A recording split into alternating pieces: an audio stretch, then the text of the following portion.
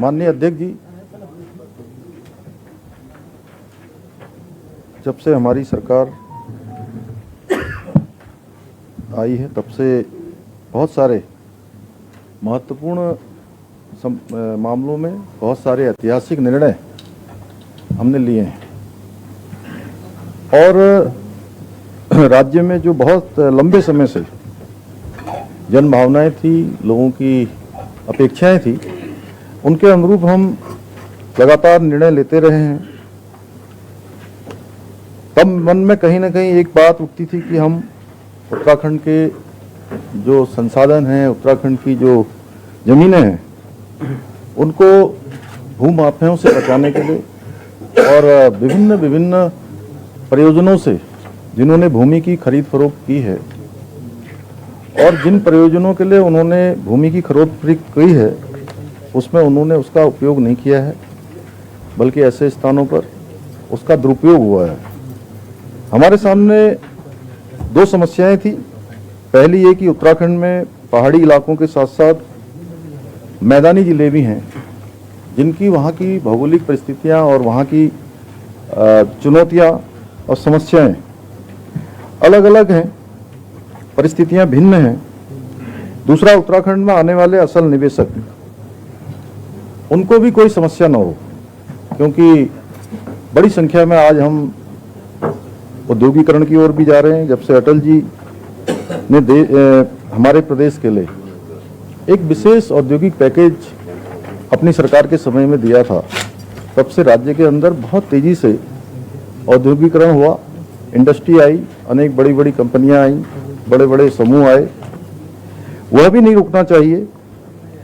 इसलिए मुझे प्रसन्नता है कि हम इन सभी मुद्दों को समाहित करते हुए उत्तराखंड में एक सख्त एवं तार्किक भू कानून की, या मैं कहूँ कि भू सुधार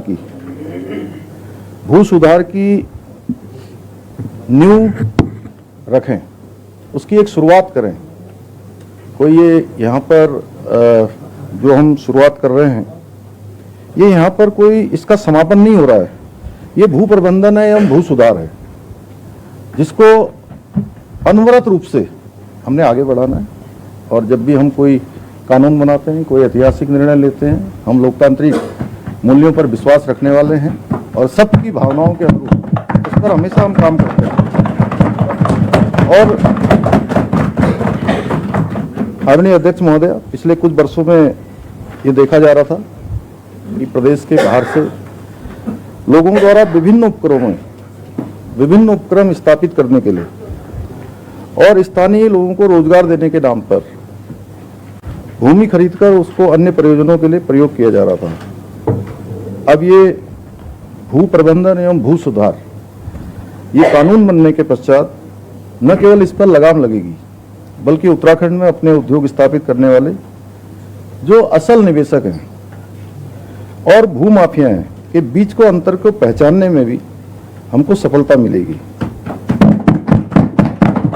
और हमने पिछले दिनों सरकारी वन भूमि अवैध अतिक्रमण हटाने के लिए पूरे राज्य में अतिक्रमण हटाओ अभियान भी चलाया था, जिसमें अभी तक 3461.77 एकड़ वन भूमि से अवैध कब्जा हटाने का कार्य भी इसमें किया गया है।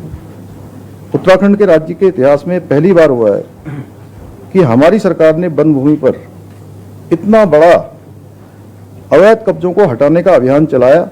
ये निश्चित रूप से ये इकोलॉजी और इकोनॉमी दोनों को संरक्षित करने का काम करेगा, दोनों में बैलेंस का काम करेगा। और राज्य के जो हमारे कृषि एवं औद्योगिक प्रयोजन हेतु भूमि की क्रय की अनुमति जो कलेक्टर के स्तर से दी जाती थी, उसे अब 11 जनपदों में समाप्त कर केवल जनपद हरिद्वार और उधम सिंह नगर में राज्य सरकार के स्तर से निर्णय लिए जाने का प्रावधान किया है। और किसी भी व्यक्ति के पक्ष में स्वीकृत सीमा 12.5 एकड़ से अधिक भूमि अंतःकरण को 11 जनपदों में समाप्त कर केवल जनपद हरिद्वार एवं उधम सिंह नगर में राज्य सरकार के स्तर पर निर्णय लिए जाने का भी प्रावधान इस विधेयक में किया है।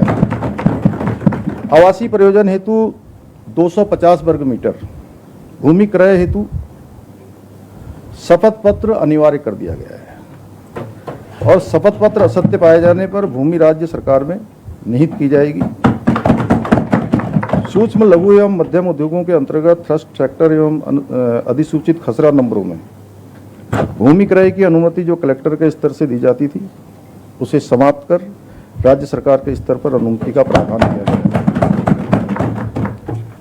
औद्योगिक, चिकित्सा, शिक्षा, सांस्कृतिक, पर्यटन, किफायती आवास, खेल प्रयोजनों हेतु भूमि प्रयोजन के अनुसार भूमि क्रय की सीमा के संबंध में संबंधित प्रशासकीय विभाग द्वारा प्रदान किए जाने वाले भूमि अनिवार्यता प्रमाण पत्र यानी लैंड एसेंशियलिटी सर्टिफिकेट के साथ ही अब भूमि क्रय की अनुमति का प्रावधान किया गया है।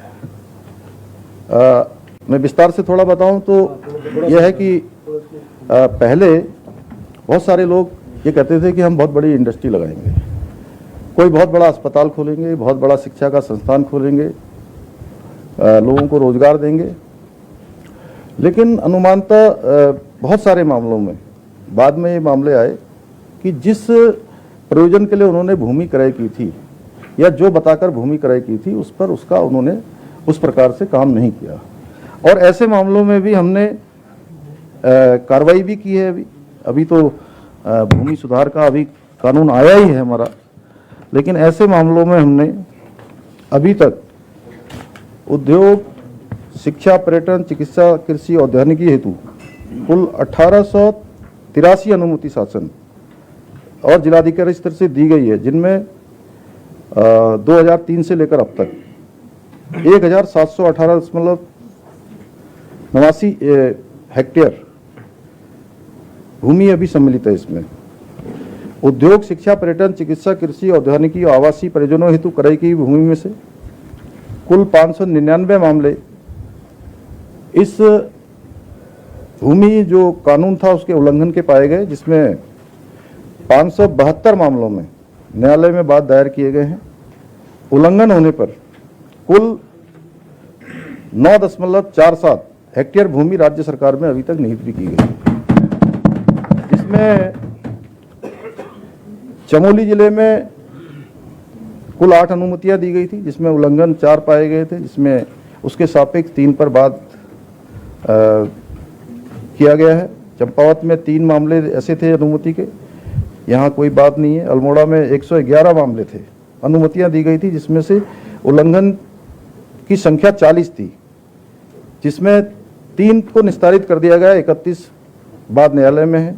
बागेश्वर में 22 अनुमतियां दी गई हैं, जिसमें से 16 उल्लंघन के मामले पाए गए हैं, जिसमें 16 में ही न्यायालय में बाद है और एक का निस्तारण कर दिया गया है। पिथौरागढ़ में 2 मामले थे, दोनों में से कोई उल्लंघन नहीं पाया गया। पौड़ी गढ़वाल में 78 मामलों में से 67 मामलों में उल्लंघन के पाए गए हैं, जिसमें से 59 पर बात दायर हुआ है और 8 को निस्तारित कर दिया गया है। रुद्रप्रयाग में 4 अनुमतियां दी गई हैं, चारों में कोई उल्लंघन का मामला नहीं पाया गया। उत्तरकाशी में 9 अनुमतियां दी गई हैं,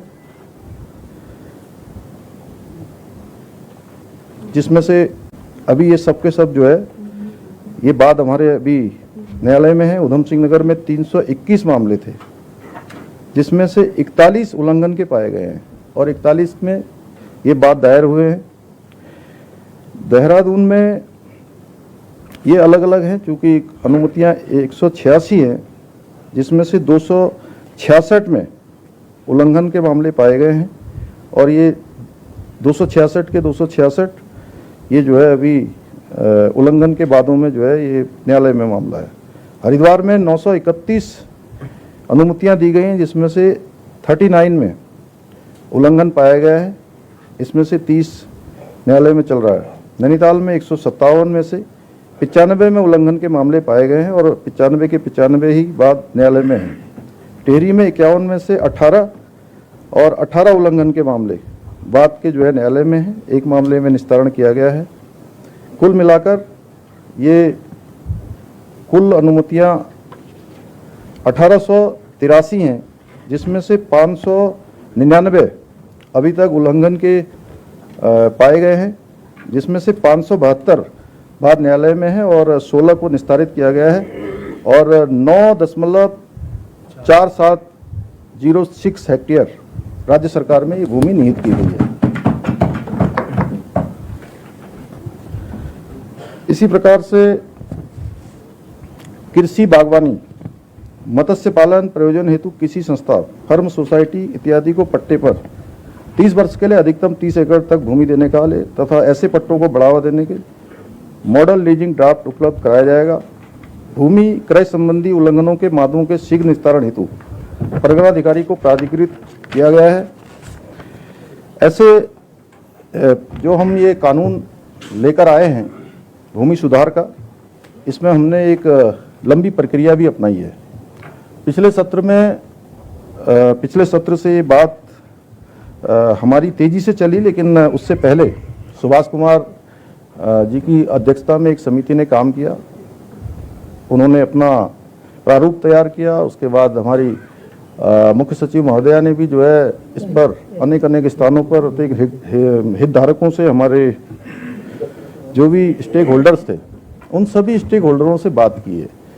और मैंने भी स्वयं जो हमारी ग्रीष्मकालीन राजधानी है, वहाँ राजधानी में हमारे विभिन्न क्षेत्रों के जो विशेषज्ञ थे, अनुभवी लोग थे, जिन्होंने प्रशासनिक स्तरों पर, सामाजिक स्तरों पर अनेक सारी उपलब्धियां, विशेषताएं जिनको प्राप्त हैं, अनेक अनुभव प्राप्त हैं, उन सभी के साथ हमने बैठक करी।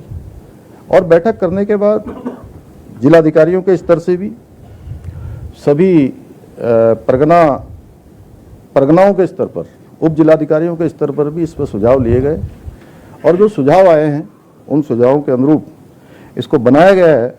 इसके पीछे हेतु है कि यहाँ की जन भावनाएं और यहाँ के लोगों के अधिकार, और जो बार बार हम कहते हैं कि देवभूमि का मूल स्वरूप, ये देवभूमि का मूल स्वरूप किसी भी कीमत पर खराब नहीं होना चाहिए, इसमें न्यूनता नहीं आनी चाहिए। यहाँ के मूल अस्तित्व को बचाने के लिए जो पूरे देश दुनिया के अंदर हम कहीं भी जाते हैं और हम लोगों से कहते हैं कि अगर हम उत्तराखंड से आए हैं, आप सब में से भी, मैं किसी राजनीतिक दल की बात भी नहीं करता हूँ, इधर उधर की बात नहीं करता, पक्ष विपक्ष की बात नहीं करता हूँ, कोई भी जाए, हम कहीं आप जाते हो, काजी भाई आप भी कहीं जाएंगे और कहेंगे मैं उत्तराखंड से आया हूँ, तो लोगों का एक भाव बदल जाता है कि उत्तराखंड का आया है, देवों के नजदीक का है, सच्चा होगा, अच्छा होगा, ईमानदार होगा और शुद्ध होगा, सुंदर भी होगा। तो इस प्रकार का भाव पूरी देश दुनिया का हमारे लिए है, वो मूल स्वरूप हमारा बना रहना चाहिए। तेजी से जो राज्य का हमारा एक डेमोग्राफिक चेंज भी आया है और अभी हमने प्रवासियों के जो सम्मेलन किए, बड़े स्तर पर देश और दुनिया के अंदर प्रवासियों के बीच में जाने का मुझे अवसर मिला। सबकी मैंने भावनाएं जानी। रहते हैं यहाँ से 7 समुंदर दूर, लेकिन उनके मन में अपना पैतृक राज्य बसा हुआ है। आज जब हम राज्य के अंदर कोई भी निर्णय लेते हैं तो बहुत सारे फ़ोन कॉल्स आते हैं, बहुत सारे ईमेल्स आते हैं, आप सब लोगों को भी आते होंगे, सबको आते हैं, और वो सब गौरवान्वित होते हैं।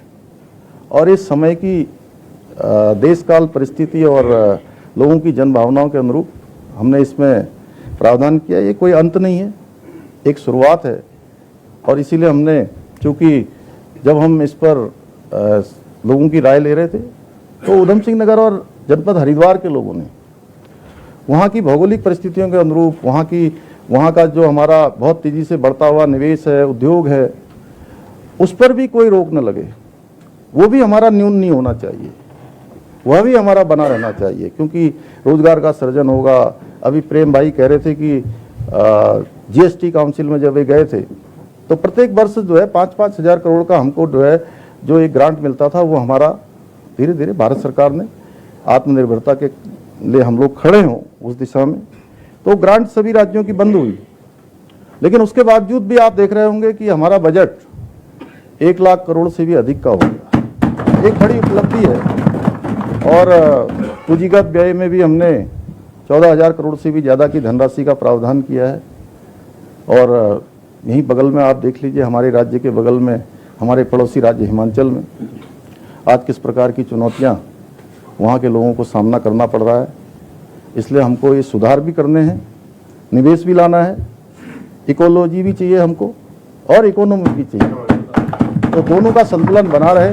इसलिए हमने ये भूमि सुधार, भूमि प्रबंधन का ये प्रस्ताव इस विधानसभा में प्रस्तुत किया है। मैं चाहूँगा कि इसको सर्वसम्मति से इसको पारित कर दिया जाए, क्योंकि इसमें मुझे लगता है आप सबको भी कोई आपत्ति नहीं होनी चाहिए। बहुत बहुत धन्यवाद। माननीय नेता प्रतिपक्ष।